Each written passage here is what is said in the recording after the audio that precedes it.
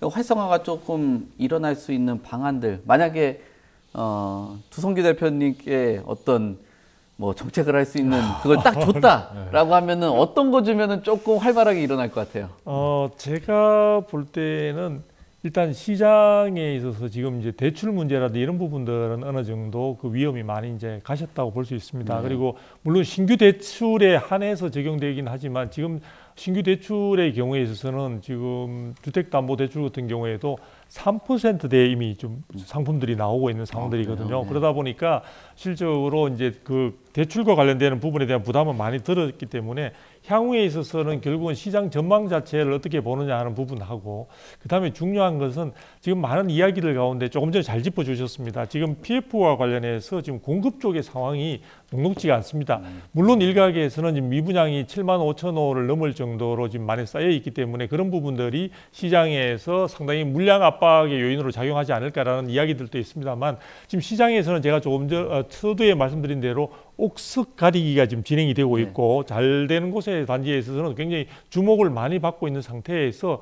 실제 지금 상대적으로 경쟁률이 좀 떨어지는 쪽에 이제 미분양이 적체가 되고 있는 가운데 부동산 PF 자체가 지금 시중에서 굉장히 뇌관으로, 위험의 뇌관으로 지금 작용을 하고 있고요. 한 131조 정도가 지금 굉장히 위험한 상황에 있다고 합니다. 그래서 전국적으로 지금 모든 어떤 굉장히 30대 기업에 속하는 건설 기업들조차도 지금 굉장히 자금 조달과 관련해서 어려움을 겪고 있는 상황들을 감안하면은, 이 말은 뭐냐면 향후의 공급 자체가 정부가 기대하는 만큼 또 시장이 기대하는 만큼 원활하게 되지 않을 수 있다는 이야기를 이야기하는 겁니다. 그래서 현재는 가격 약세로 해서 지금 시장의 수요층들이 많이 움츠리고 있다 보니까 물건이 남아 돌아가는 상황이라서 물건이 굉장히 저렴하게 평가되고 있지만, 조만간에 이런 부분들에 있어서 공급 자체의 내부적인 사정 등으로 인해서 원활하지 못하는 상황이 본격화된다면은 전체적으로 수요자는 새롭게 또 수요 심리 회복과 함께 많이 늘어날 수 있는데 공급의 차질이 빚어지면서 전반적으로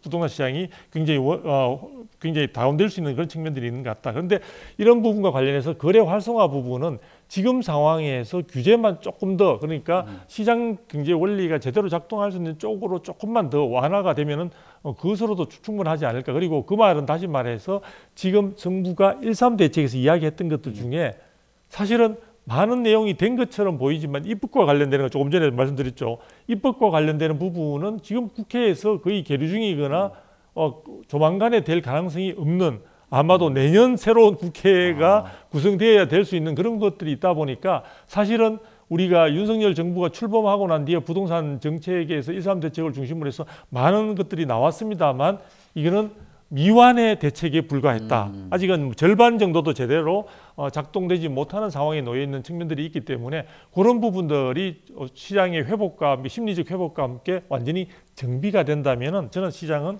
굉장히 내년 같은 경우에 있어서는 저는 사실 좀 일찍 봐서 하반기부터라고 생각하고 있습니다만 내년부터는 좀 시장에 있어서도 온기가 분명히 체감할 수 있는 정도로 확연하게 느낄 수 있을 것이다 라고 저는 기대를 하고 있습니다. 네.